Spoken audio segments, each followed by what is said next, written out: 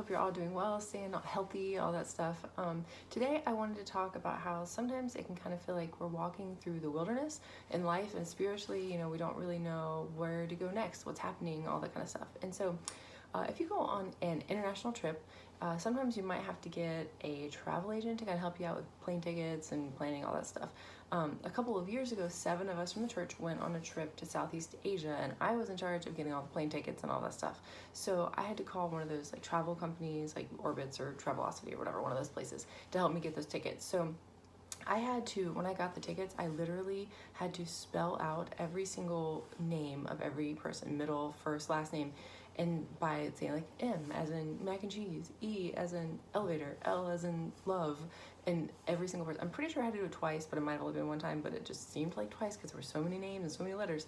But anyways, as frustrating as that was, without the lady that helped me, I really would have been lost. I wouldn't have been able to get everybody on the same flights, all this stuff. Beforehand, I did all my research, figured out what we needed, but she led me through actually getting those tickets and making everything work and get on the same flights, all that stuff. Without her, we probably would have been stuck in some random foreign airport somewhere for a very long time. But so it's kind of the same thing with God. Right now, we might kind of feel like we're a little bit lost. We kind of don't really know what's going on. Life is really crazy right now. We don't really have a timeline of when all this stuff is going to end. We know when it started, but we don't really have a timeline for when it ends.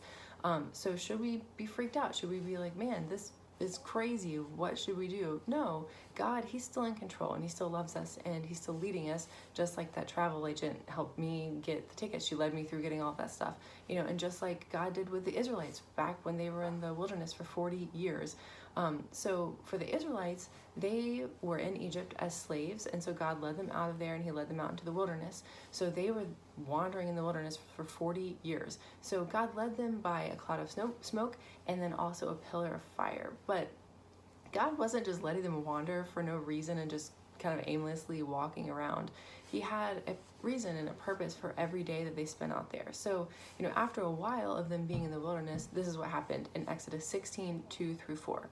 And it says, in the desert, the whole community grumbled against Moses and Aaron. The Israelites said to them, if only we had died by the Lord's hand in Egypt.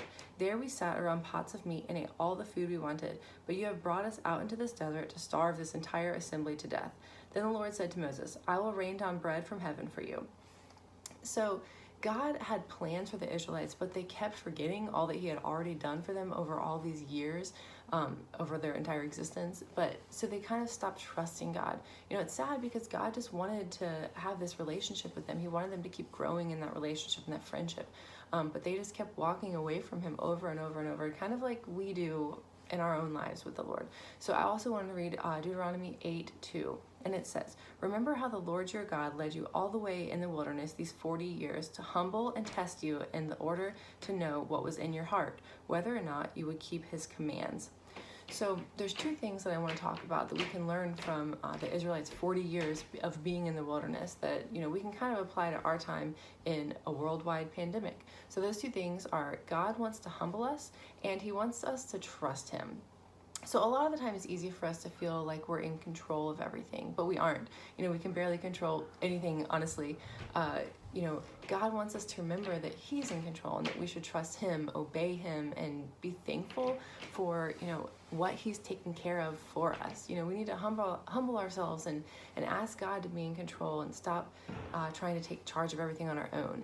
The Israelites tried to do everything on their own and ignore God and what he was doing for them. And so God had them stay in the wilderness until they learned. He had them stay there until they understood kind of like what his purpose was. So, they were becoming prideful instead of humble and thinking that they knew what was best. If God hadn't given them the food every day that he did, they would have died. They had to humble themselves in knowing that they weren't in control of keeping themselves fed and alive. It was God who was doing that for them. I know that when I try and start taking things into my own hands and kind of do things the way I want to do it and leave God out of it, everything literally just starts falling apart. So I also want to read Proverbs 11:2. And so it says, when pride comes, then comes disgrace, but with humility comes wisdom. So let's be wise and have humble hearts and minds toward God. The second thing that God wants us to trust Him in, or God wants us to do, is to trust Him. He's not going to provide everything, or He's going to provide everything we need, but we need to trust Him first. While the Israelites were in the wilderness, God provided for them every single day. He provided the food, the manna, and then the quail, everything.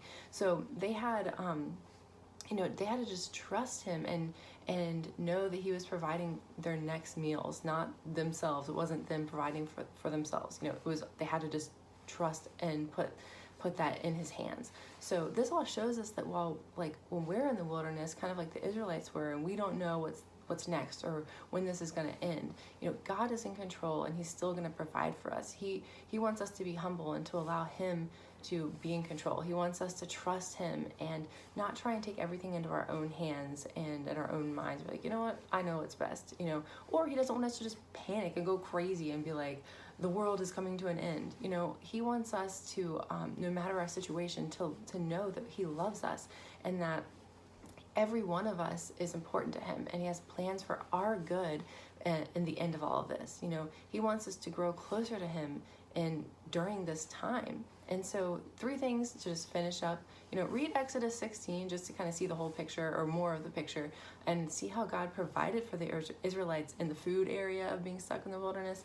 Watch the old Prince of Egypt movie if you haven't, because it's just really good, and it kind of is like explains the beginning of what this is about. And then, as always, wash your hands. I hope you guys are doing well and you have a good rest of your week, and I'll see y'all later.